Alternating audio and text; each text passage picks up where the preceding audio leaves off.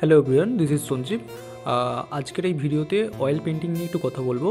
তো এই পেন্টিংটা যেটা দেখছো, এই পেন্টিংটা হচ্ছে আমার সেকেন্ড ইয়ারে করা। তো তখন কোভিড টাইম চলছিল, আমাদের হাতের কাছে বড় ধরনের কোনো ক্যানভাস ছিল না। তো এটা একটা অয়েল পেপার, এতে অ্যাক্রেলিকও করা যায়। তো এই পেপারের মধ্যে আজকে একটু বার্নিশ করে দেখাবো। আমার হাতে একটা স্প্রে বার্নিশ রয়েছে, এটা আর্টিস্টিক পিকচারের উপর।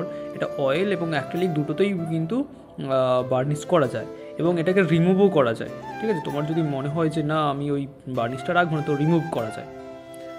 তো যাই হোক, আমি একটা সাজেস্ট করব যারা অয়েল পেন্টিং নিয়ে অয়েল পেন্টিং করবে ভাবছো, মানে এখনও পর্যন্ত কখনো অয়েল নিয়ে কখনো নাড়াচাড়া বা কিছুই হয় না, তো অয়েল করবে ভাবছো, তারা একটা কাজ করতে পারো। তোমরা দুম করে পাকামি করে ক্যানভাসে করতে যেও না।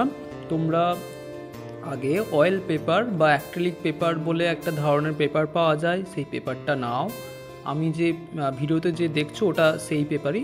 তো ওই পেপারের ওপর আগে ছোটোখাটো কাজ করো, ঠিক আছে? কারণ অয়েল কালারের দাম যথেষ্ট বেশি থাকে।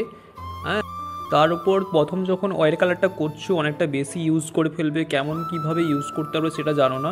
তো আমি সাজেস্ট করবো যে একটা পেপারের উপর ট্রাই করো, পেপারের উপর তোমার মতো করে কাজ করো। তবে একটা জিনিস মাথায় রাখবে, আমি যে এখানে বার্নিশটা ইউজ করছি, এই পেন্টিংটা মিনিমাম 2 বছর হয়ে গেছে, তারপর আমি বার্নিশ করছি। একটা অয়েল পেন্টিং মিনিমাম হচ্ছে 8 থেকে 9 মাস বা 1 বছর পর তুমি বার্নিশ করতে পারো, তার আগে কিন্তু বার্নিশ করতে যাবে না, কারণ অয়েল কালার এত তাড়াতাড়ি শুকোয় না। ঠিক আছে? আর আরেকটা জিনিস আমি আরও কথা বলবো, কারণ আরও নতুন নতুন সব ভিডিও আনতে চলেছি তোমাদের হেল্পের জন্য। আমি অনেক ধরনের যেমন হচ্ছে ক্যানভাস কোটিং, অ্যাক্রিলিক করলে কীভাবে ক্যানভাসটা কোটিং করবে বা অয়েল করলে কীভাবে কোটিং করবে, সমস্ত ভিডিও নিয়ে আমি আসছি।